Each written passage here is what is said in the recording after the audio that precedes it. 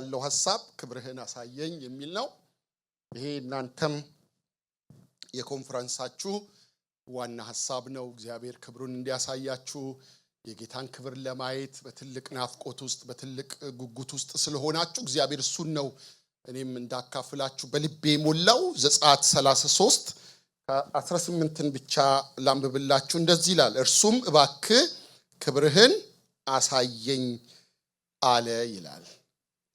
ክብርህን አሳየኝ እንበለው አንድ ላይ፣ ክብርህን አሳየኝ። ከዚህ በላይ ድምጽ ማውጣት እንችላለን። ክብርህን አሳየኝ። ይሄ በጣም የውስጣችን ጩኸት የልባችን ፍላጎት ከሆነ እግዚአብሔር ታማኝ አምላክ ነው። ቅድም እታችን ዮርዲ ስታስመልከን በጣም የዘመረቻቸው መዝሙሮች የዘመርናቸው መዝሙሮች በሙሉ ጌታ እንድንፈልግ የሚያደርጉን መዝሙሮች ናቸው። ጌታ እንድንጠማው ልባችን እሱን እንዲናፍቅ አንተን እንድንል ጌታ ሆይ የት ነህ እንድንል የራበኝ የጠማኝ ብለን ያልነው የጌታን ፊት የጌታን ህልውና የጌታን ክብር የጌታን መገኘት የእግዚአብሔር ክብር የጌታ ህልውና ከኛ ጋር ሲሆን እግዚአብሔር በህይወታችን ብዙ የሚሰራቸው ነገሮች አሉ። ታውቁታላችሁ፣ የቀመሳችሁት ታውቃላችሁ። ያላዩት ሀገር አይናፍቅም ይባላል አይደለ? የእግዚአብሔርን ክብር ያየ ሰው የእግዚአብሔርን ጸጋ የተለማመደ ሰው የእግዚአብሔርን ህልውና መገኘት ያጣጣመ ሰው ያለ እግዚአብሔር ክብር መኖር አይችልም። ሙሴ ለዛ ነው ክብርህን አሳየኝ ክብርህን አሳየኝ። እግዚአብሔር ደግሞ ክብሩን ለማሳየት የታመነ አምላክ ነው። እግዚአብሔር ስንፈልገው ትላንትና እንፈልገው ስንፈልገው የሚመጣ አምላክ ነው። እንደምንፈልገው እንንገረው፣ ፍላጎታችን አንተ ነህ እንበለው፣ ጊዜ እንስጥ፣ በፊቱ እንሁን፣ እንገስግስ፣ ወደ እግዚአብሔር እንቅረብ፣ እንቀራረብ፣ እንጠጋጋ። ወደ እግዚአብሔር ስንመጣ እግዚአብሔር ደግሞ ወደኛ የበለጠ ይመጣልናል እያልን ነው። ስለዚህ በህይወታችን በጣም የሚያስፈልገንን ነገር ነው በዚህ ኮንፈረንስ እያወራን ያለ ነው። በጣም የሚያስፈልገን ከምንም ነገር በላይ አንደኛ የምታስቀምጡትን ነገር ነው እያደረግን ያለው። ይሄ ህልውናው ማለት ነው፣ መገኘቱ የእግዚአብሔር ፊት። የንጉሱ ዳዊት ልጅ አቤሴሎም ወንድሙን አምኖንን ገደለውና ወደ ጌሹር ሸሽቶ አመለጠ ይላል። እና እዛ በጌሹር 3 ዓመት ኖረ ይላል። በኋላ ላይ ኢዮአብ የተባለው የዳዊት የጦር ጀነራሉ መሪው እንዲመጣ ፈለገ። የአባቱም ልብ አሁን በአምኖን ሞት ምክንያት ያዘነው ዳዊት እየተጽናና ነው። ስለዚህ ልጁ እንዲመጣ አባቱም የተወሰነ ፍላጎት ነበረው። መጣ፣ አቤሴሎም መጣ፣ ወደ ኢየሩሳሌም መጣ። የንጉሱ ልጅ ተመለሰ። ነገር ግን በኢየሩሳሌም ሆኖ የአባቱን ፊት ሳያይ 2 ዓመት ቆየ ይላል። እንዴት ያለ ኪሳራ ነው! እንዴት ያለ ኪሳራ! እዛው ኢንቫይሮመንት ውስጥ ሆኖ የንጉስ ልጅ ሆኖ ቤተ መንግስት አካባቢ እየተመላለሰ የአባቱን ፊት ሳያይ ቆየ እና ልጁም የአባቱን ፊት ናፈቀ። መቼም ያው የአቤሴሎም ህይወት ጥሩ አይደለም፣ ብዙ የምናውቀው ነገር አለ። ከዛ በኋላ ቀጥሎ ባለው ምዕራፉ የሄደበት ጽንፍ በጣም አደገኛ ጽንፍ ነው። ግን በዚህኛው ኮንቴክስት ካያችሁት የአባቱን ፊት ፈለገ። የአባቴን ፊት ካላየው ለምን ከጌሹር መጣው? እና ኢዮአብ ይምጣልኝ ብሎ ወደ ኢዮአብ መልእክተኛ ላከለት። ኢዮአብ አልመጣ አለው። ሁለተኛ ላከ፣ አሁንም ኢዮአብ አልመጣም አለው። እና የኢዮአብን ትኩረት ማግኘት ስለፈለገ ባሪያዎቹን አዘዛቸውና ሄዳችሁ የኢዮአብን እርሻ ምን አድርጉት አለ፣ አቃጥሉታል። አቴንሽኑን ፈልጓል። ኢዮአብ አቴንሽን ሊሰጠው አልፈለገም። ከጌሹር አስመጥቶት ዝም ብሎታል። ከአባቱ ጋር አላገናኘውም። በአባቱ ህልውና ውስጥ መግባት አልቻለም። እዛው አካባቢ እኮ እየኖሩ ነው። አንድ ሰፈር ውስጥ እየኖሩ፣ አንድ ግቢ ውስጥ እየኖሩ የንጉስ ልጅ ከንጉስ ገበታ እየበላ የአባቱን ፊት ማያይ እንዴት አይነት ኪሳራ ነው! እያገለገሉ እኮ እግዚአብሔርን ፊት ማያዩ ብዙ ሰዎች አሉ። እዛው ኢንቫይሮመንት ውስጥ እየኖሩ ቤተክርስቲያን ውስጥ እየተመላለሱ ከጌታ ጋር የማይነካኩ የጌታን ጠረን ማሸቶ ብዙ ሰዎች አሉ። እሱ እኮ ከባድ ኪሳራ ነው፣ ከባድ ውድቀት ነው። ልጁ በጣም ልቡ ተሰበረ። የኢዮአብን አቴንሽን ሲያገኝ ለምን እርሻዬን አቃጠልክብኝ ብሎ ሲመጣ ለምን አመጣኸኝ ከጌሹር አለው። ለኔ ጌሹርም ያው ነው ኢየሩሳሌምም ያው ነው። መጥቼ አባቴን ካላዩ ምን ዋጋ አለው? በእግዚአብሔር ቤት ውስጥ ሆናችሁ የጌታን ፊት ሳታዩ ከመኖር እግዚአብሔር ይጠብቃችሁ።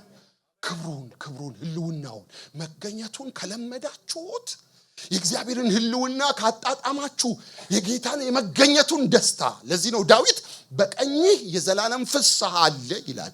በህልውና ውስጥ የዘላለም ደስታ አለ። ባንተ መገኘት ውስጥ እርካታ አለ። ደስ ይላል። ባንተ ቤት ውስጥ ባንተ መኖሪያ ውስጥ ባንተ መገኘት ውስጥ ባንተ ሐልወት ውስጥ ደስታ አለ። ወገኖቼ ሙሉ ደስታ ሰው ማጣጣም የሚችለው በእግዚአብሔር መገኘት ውስጥ ሲገባ ብቻ ነው። እሱን ከለመዳችሁት ወገኖቼ አዲክቲቭ ትሆናላችሁ። ያለ እግዚአብሔር ህልውና መኖር አትፈልጉም።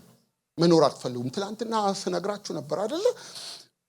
ይሄ ከሰማይ የሚወርደው መና ለአንድ ቀን እድሜ ነበረው መጀመሪያ አይደል? በአንድ ቀን በኋላ ይተላልኩ። አንዳንዶቹ ሴቭ ሲያረጉት ተልቶ ያድራል። አርብ ቀን ግን ሲሰበስቡ ቅዳሜ ስለማይሰሩ ለ24 ሰዓት የነበረው መና 48 ሰዓት ይቆያል። ለቅዳሜም ጭምር ይሰበስባሉ። ወደ ቅድስተ ቅዱሳን መጥቶ ታቦቱ ጋር ሲቀመጥ ግን ዘላለማዊ ነበር። ለምንድነው ካላችሁ ሐልወቱ ጥግ ነው የተቀመጠው። የእግዚአብሔር ህልውና ያለበት፣ የእግዚአብሔር መገኘት ያለበት፣ የእግዚአብሔር ክብር የጌታ አይኖች 24/7 ያረፉበት ቅድስተ ቅዱሳን ውስጥ ስለነበረ ታቦቱ ማነው መናው አይተላም ትኩስ ነው፣ ፍሬሽ ነው፣ ገና እንደወረደ ነው። ወገኖቼ ሆይ ሽምግልናችሁን የሚያለመልም የጌታ መገኘት ብቻ ነው። ምንም ነገር ቢሆን አንዴ ከቀመሳችሁት ይህን ህልውና ካጣጣማችሁት የእግዚአብሔር ክብር ከገባችሁ በእግዚአብሔር ክብር መውጣትና መግባት ከተለማመዳችሁ ህይወት ደስ ይላል። ህይወት ሐሴት ይሆናል። በምስጋና የተሞላ ይሆናል ህይወት። እጅ የሚላችሁ ሰዎች ካላችሁ ክርስትና መንፈሳዊው ዓለም ማይገፋላችሁ፣ ፈቀቅ ማይልላችሁ፣ ጸሎት በጣም ከባድ የሚሆንባችሁ፣ ተራራ መውጣት የሚሆንባችሁ ሰዎች ካላችሁ መገኘቱን ጠይቁ። ህልውናው የእግዚአብሔርን ክብር ናፍቁ። እግዚአብሔር ከመጣ ነገሮች ይቀየራሉ። በህልውና ውስጥ ብዙ ነገር አለ። ይሄ የእግዚአብሔር ክብር ሙሴ አቤት እንዴት የታደለ ሰው ነው! ክብርህን አሳየኝ። አሜን። ይሄን ጸሎት እኮ የሚጸልየው ከክብር መጥቶ ነው፣ ከተራራ ወርዶ ነው። 40 ቀንና 40 ሌሊት ከጌታ ጋር ቆይቶ እኮ ነው። የጌታን ፊት፣ የጌታን ህልውና፣ የጌታን መገኘት በደንብ አጣጥሙ።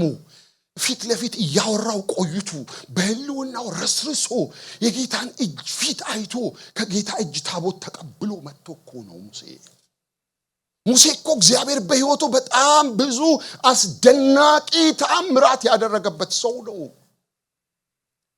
በግብጽ አገር ታላላቅ መቅሰፍት ያመጣ ሙሴ፣ የኤርትራን ባህር ከፍሎ ያሻገረ ሙሴ፣ ድንጋይ መጥቶ ውሃ ማጠጣት የቻለ ሙሴ፣ ቀን በደመና አምድ ሌሊት በእሳት አምድ የእስራኤል ልጆች የመራው ሙሴ አቤት እንዴት ያለ ታላቅ ሰው ነው! ከእግዚአብሔር እጅ ጽላት ተቀብሎ ከተራራው የወረደው ሙሴ አረካም ድብ የሆነ ልምምድ ውስጥ መግባት ፈልጓል። ይህን ሁሉ ነገር አይቶ ይህን ሁሉ ነገር አግኝቶ በዚህ ሁሉ ነገር ውስጥ አልፎ አልጠገበም። እፈልግሃለሁ፣ አሁንም እፈልግሃለሁ። በጣም ጠሊቅ ወደ ሆነው መንፈሳዊ ህይወት ውስጥ ነው መግባት የፈለገው። ድብ የሆነ ክብርህን አንተን እያለ ሙሴ ይጸልያል። እግዚአብሔር ክብሩን በአራት መልክ ገልጧል መጽሐፍ ቅዱሳችን ውስጥ። እግዚአብሔር ክብሩን አንደኛ በደመና መልክ እግዚአብሔር ክብሩን ገልጧል። ዘጸአት 40 ከ34 እስከ 35 እንደዚህ ይላል። ደመናውም የመገናኛውን ድንኳን ከደነ። ዋው! የእግዚአብሔርም ክብር ማደሪያውን ሞላ። ደመናውም በላዩ ስለነበረ የእግዚአብሔርም ክብር ማደሪያውን ስለሞላ ሙሴ ወደ መገናኛው ድንኳን ይገባ ዘንድ አልቻለም ይላል። የእግዚአብሔር ክብር በደመና መልክ ተገልጧል።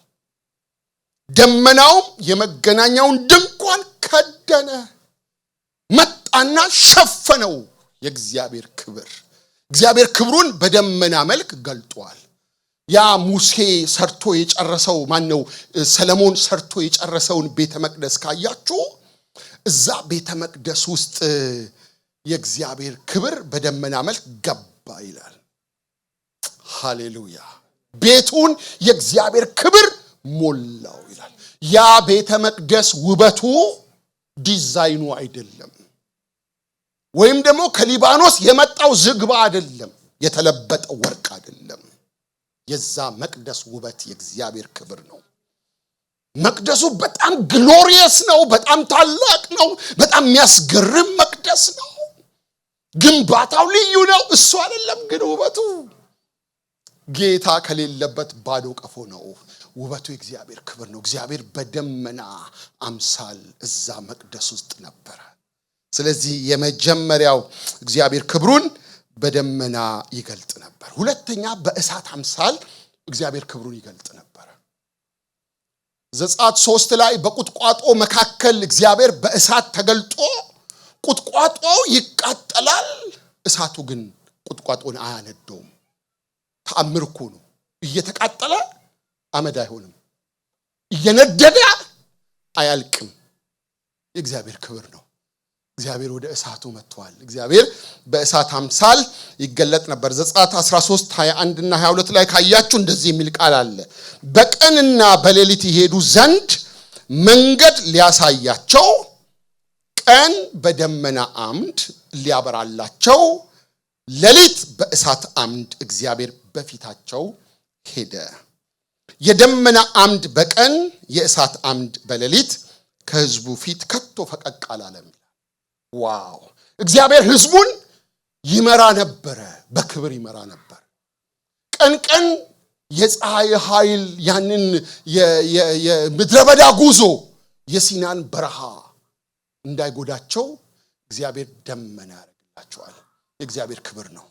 ማታ ደግሞ ጨለማው እንዳያስፈራቸው እግዚአብሔር የእሳት አምድ ያደርግላቸው። የእግዚአብሔር ክብር በእሳት አምሳል ተገልጦ ነበር። ሶስተኛው የእግዚአብሔር ክብር በነፋስ መልክ ተገልጧል። ሐዋርያት ሥራ ምዕራፍ 2 1 እና 2 ላይ ሲናገር በዓለ 50 የተባለውም ቀን በደረሰ ጊዜ ሁሉም በአንድ ልብ ሆነው አብረው ሳሉ ድንገት እንደሚነጥቅ አውሎ ነፋስ ከሰማይ ድምጽ መጣ፣ ተቀምጠው የነበሩበትንም ቤት ሁሉ ሞላው ይላል። ሃሌሉያ! በምን መልክ? በነፋስ። እንደ አውሎ ነፋስ ያለ የእግዚአብሔር ክብር ገባ። እንደ አንድ ሰው ሆነው ባሉበት ቦታ የጌታ መገኘት መጣ። የመጣው ደግሞ በነፋስ መልክ ነው ይለናል። አራተኛው በብርሃን መልክ እግዚአብሔር ክብሩን ይገልጥ ነበር። ሐዋርያት ሥራ 9:3 እና 22:11 አነብላችኋለሁ። እንደዚህ ይላል። ሲሄድም ወደ ደማስቆ በቀረበ ጊዜ ሳውል ነው፣ ድንገት በእርሱ ዙሪያ ከሰማይ ብርሃን አንጸባረቀ ይላል። ታላቅ ብርሃን። ትላንትና ነግሬያችሁ የለ በቀን ብርሃን ከታየ እሱ ሰማያዊ ነው ማለት ነው። ያንን ተፈጥሯዊውን ብርሃን አልፎ የመጣ ሌላ ብርሃን እሱ መለኮታዊ ብርሃን ነው። ተገለጠለት፣ ብርሃን አየ ይልና ይሄንን ሲተርክ ጳውሎስ ምዕራፍ 22 ቁጥር 11 ላይ እንደዚህ ያለ ከዚያም ብርሃን ክብር እየተነሳ ማየት ባይሆንልኝ ከእኔ ጋር የነበሩት ሰዎች እጄን ይዘው እየመሩኝ ወደ ደማስቆ ደረስኩኝ ይላል።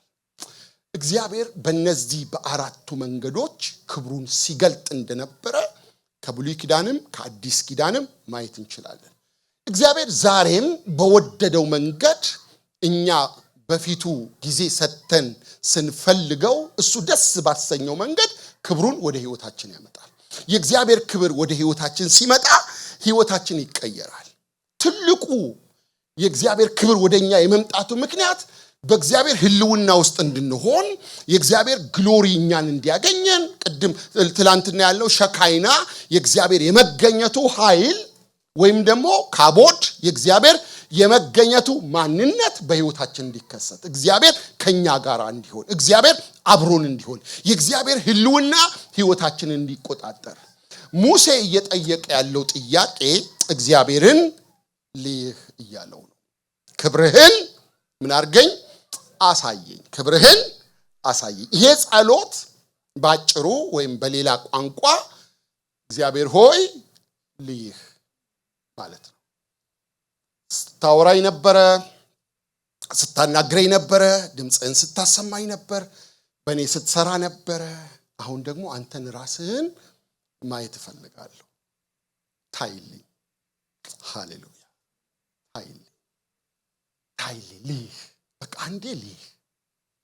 ይህንን ጸሎት እኮ የጸለየው ምዕራፍ 32 ላይ ከባድ ሁኔታ ተፈጥሯል። እሱ ከ24 ጀምሮ እስከ 32ኛው ምዕራፍ ድረስ በሰማይ በእግዚአብሔር ክብር ውስጥ በሲና ተራራ ላይ ከእግዚአብሔር ጋር ሲያወራ ቆይቶ ህዝቡ ጣዖት ሰርቶ እግዚአብሔርን መበደል ሲጀምር እግዚአብሔር ተመልሶ ወደ ምድር እንዲወርድ አድርጎ ልቆት ሲመጣ ከ40 ቀን ቆይታ በኋላ ተመልሶ አዝኖ መጥቶ ጽላቱን ከእጁ ጥሎ እግዚአብሔር ይሄን ህዝብ ይቅርበል ምሕረት አርግላቸው ካልሆነ ስሜን ከመጽሐፍ ደምስስ ብሎ እግዚአብሔርን ተማጽኖ እግዚአብሔር በቃ ማዘኑን ሲነግረው ከዚህ በኋላ ከዚህ ህዝብ ጋር አልወጣም መላእክን ግን እልክልሃለሁ አለው።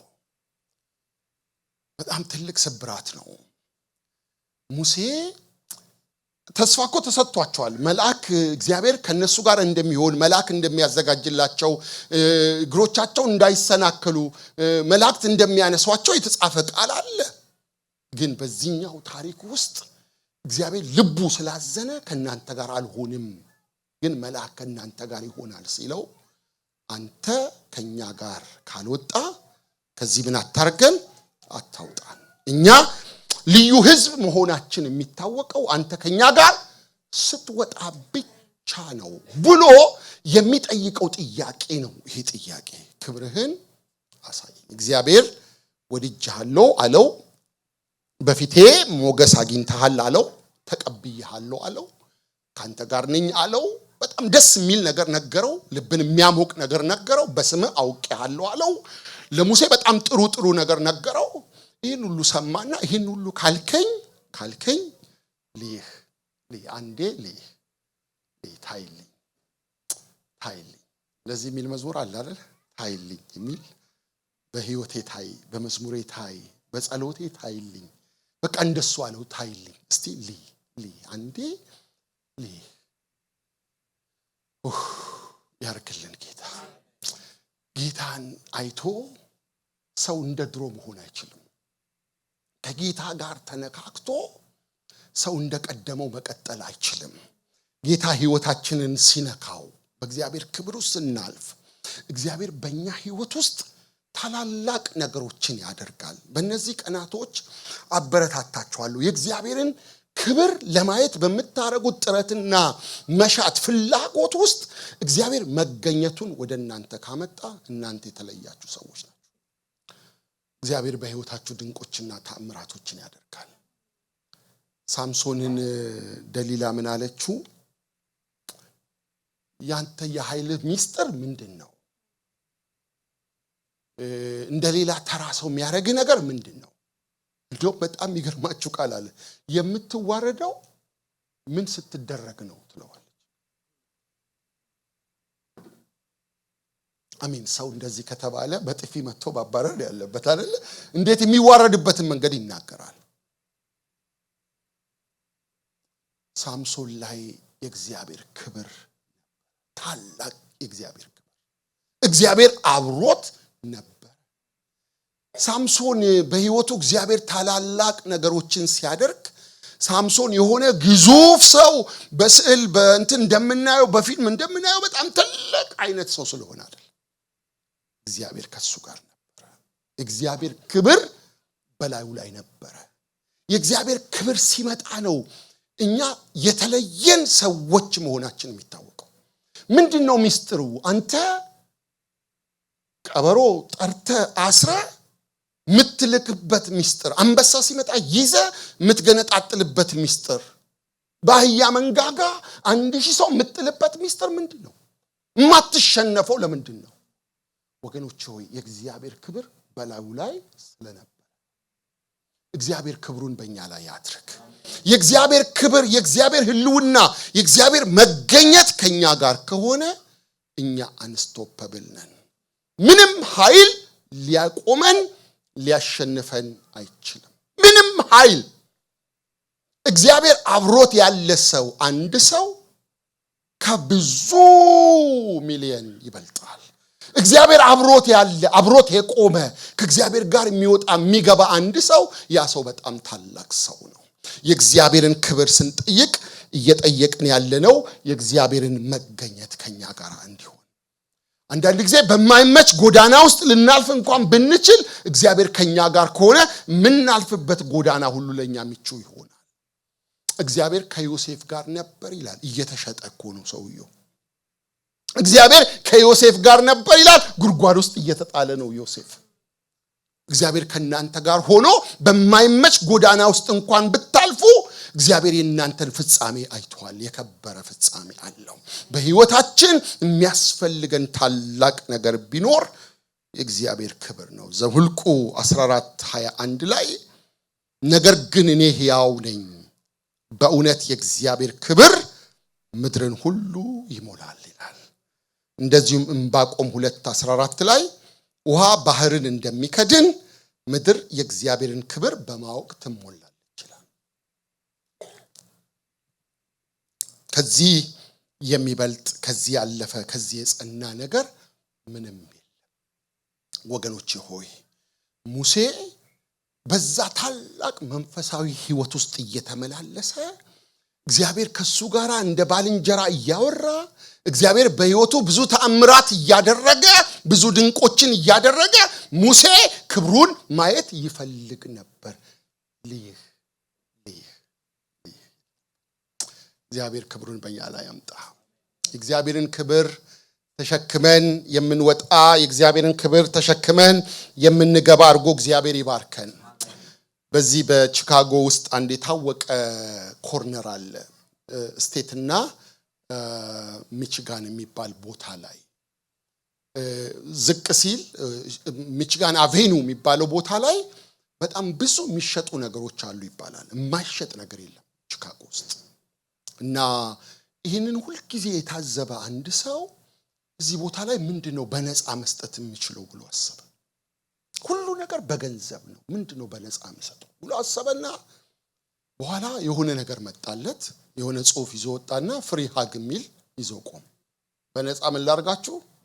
ልቀፋችሁ። እና ሰው እየመጣ እያቀፈው ይሄዳል። በቃ መንገደኛ በጣም በጣም በጣም ቢዚ የሆነ ቦታ ላይ ነው። ብዙ ሰው እያቀፈ ይሄዳል። አንዳንዶቹ ሲያራ የሚሸቱ ናቸው። አንዳንዶቹ ጥሩ ጠረን ያላቸው ናቸው። አንዳንዶቹ በደንብ የለበሱ ናቸው። ወደ 2500 ሰው ገደማ ሃግ አረኩ ይላል። መጨረሻ ላይ ግን የሆነ ሰው ሃግ ሲያረግ እንደ ኤሌክትሪክ ያለ ኃይል እንደ ጨረር ወደ ውስጥ ይገባል። ማለት የሆነ ነገር ነካኛል። ልክ ይሄንን ሰው አቅፌ እንደመጀመሪያው መሆን አልቻልኩም። ምንድነው የሆንኩት? ውስጤ ደስ ይለዋል አለ። የሆነ ነገር ሆኛለሁ፣ የሆነ ነገር ተፈጥሯል። ይሄ ሰውዬ ምን ቢሆን ነው ብሎ ሰውዬውን አስቆመው። ምንድነው አለ? እኔ እዚህ ቦታ ላይ 2500 ሰዎችን አቅፍ ያለው አንተን ግን ሳቅፍ የሆነ ነገር ሆኛለሁ። ምንድነው አለ? ሰውዬው ምን ቢለው ጥሩ ነው? ካሪየር ነኝ አለው። ደነገጠ። ምን ማለት ነው ካሪየር? የጌታን ግሎሪ ተሸክሞ የሚሄድ ሰው ነኝ አለው። የመጣሁት አሁንም ከጸሎት ቦታ ነው። እግዚአብሔርን ይዤ ምወጣና ምገባ ሰው ነኝ አለ። የእግዚአብሔር ክብር በእኛ ላይ ሲሆን ሰዎችን እንኳን ሃግ ስናረጋቸው የሚጋባ ነገር አለ፣ የሚተላለፍ ነገር አለ፣ የሚታወቅ ነገር አለ። የእግዚአብሔር ክብር ይህንን ማድረግ ይችላል። ያ ሰው እዛው ሚቺጋን አቬኑ ላይ ጌታን ተቀበለ። እግዚአብሔር ክብሩን በእኛ ላይ ያምጣ። እንደ ሙሴ አቤቱ እግዚአብሔር ሆይ ክብርህን አሳየኝ። እግዚአብሔር ምን አለው? ሰው ፊቴን አይቶ አይድንም አለው። በጣም የጠየቀው ጥያቄ ከባድ ጥያቄ ነው። ይሄንን ጥያቄ ከመለስኩልህ ምን ትሆናለህ? ትሞታለህ። ሰው አይቶኝ አሁን አያችሁ ሙሴ ክብርህን አሳየኝ ብሎ ሲጠይቅ የጠየቀው ጥያቄ ምንድነው ማለት ነው? ሊህ እያለው ነው።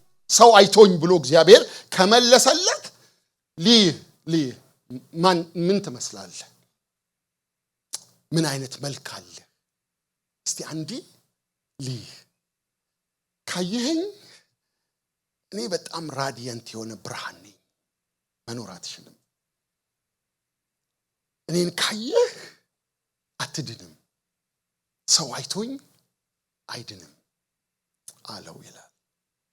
ሙሴ ግን አዎ አልዳን እኔ ሞቼ አንተ በኔ ታይ፣ እኔ አልታይ አንተ ግን ታይ፣ እኔ ልጥፋ አንተ ግን በኔ ግደል። ክብሩን ማየት ስንጠይቅ እያልነው ያለነው እኔ ልሙት፣ ለፈቃዴ ልሙት፣ ለኔ ምርጫ ልሙት፣ ለኔ ፍላጎት ልሙት፣ አንተ ግን በኔ ታይ፣ አንተ ታይ። ልክ ገላትያ 2:20 ላይ እኔ ከክርስቶስ ጋር ተሰቅያለሁ፣ እኔ ሕያው ሆኜ አሁን አልኖርም፣ ክርስቶስ ግን በኔ ምን ይላል? ይኖራል እያልነው ነው። ልክ እንደ ጳውሎስ ክብሩን ስናይ እኛ ሞተን በእኛ ክርስቶስ እንዲታይ እየፈቀድን ነው። የኛ ምርጫ፣ የኛ ፍላጎት፣ የኛ ፈቃድ፣ የኛ ሐሳብ ሞቶ በእኛ ህይወት ውስጥ ጌታ ከፍ ብሎ እንዲታይ፣ ደምቆ እንዲታይ፣ ገኖ እንዲታይ እየፈቀድን ነው። ሙሴ እንደሱ ነው ያለው። አዎ የሚገለኝን ጥያቄ ነው የጠየቅኩ፣ ይውሰደኝ፣ በአንተ ነገር ውስጥ ልሰወር፣ ልግባ፣ እኔ አልታይ ከዚህ በኋላ፣ እኔ ይብቃኝ፣ አንተ ግን በእኔ ምን በል ታይ እያለው ነው። ወገኖቼ እግዚአብሔር ይህንን ያድርግልን። ሙሴ በጣም የጠለቀ ነገር ውስጥ መግባት ነው የፈለገው።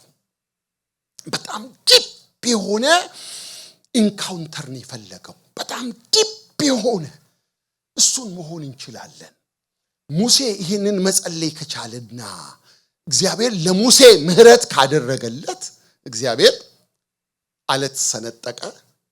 እኔ በአለት ውስጥ አኖርሃለሁ፣ ፕሮቴክት አረጋሃለሁ፣ እጠብቅሃለሁ፣ ከዛ በኋላ ጀርባዬን አሳይሃለሁ ብሎ እግዚአብሔር ለሙሴ ይሄን ካመቻቸለት፣ እግዚአብሔር ለሙሴ ራርቶለት፣ እግዚአብሔር መሐሪ አምላክ፣ እግዚአብሔር ታጋሽ አምላክ፣ እግዚአብሔር ይቅር ባይ አምላክ፣ እኔ መልካምነቴን ሁሉ በፊት አሳልፋለሁ፣ ይቅር የምለውን ይቅር እላለሁ፣ የምምረውን እምራለሁ ብሎ እግዚአብሔር ለሙሴ በሰንጣቃው አለት ውስጥ ሙሴን አስገብቶ ጀርባውን እግዚአብሔር አሳየው። እግዚአብሔር የተባረከ ይሁን። እግዚአብሔር ታማኝ አምላክ ነው። እግዚአብሔር በህይወታችን እንዲሰራ የምንፈልግ ከሆነ አዎ ጌታ ሆይ እኔ ልሙት አንተ ታይ፣ እኔ አልታይ አንተ ታይ፣ እኔ ልሰወር አንተ ተገለጥ። እንደሱ ከሆነ ፍላጎታችን፣ ረሃባችን፣ ጥማታችን፣ ምኞታችን እንደሱ ከሆነ እግዚአብሔር በህይወታችን ድንቅ ነገር ያደርጋል። ለዚህ ነው ጌታ ምን አለ? ዮሐንስ ወንጌል 15:5 ላይ ያለ እኔ ምንም ልታደርጉ አትችሉም። እንበለው ይሄን ቃል፣ ያለ እኔ ምንም ልታደርጉ አትችሉም። በቃ ዘጋው። አሜን። ይሄንን ፑልፒት ያለ ጌታ ማንቀሳቀስ አልችልም። ያለ ጌታ እርዳታ፣ ያለ ጌታ ጸጋ።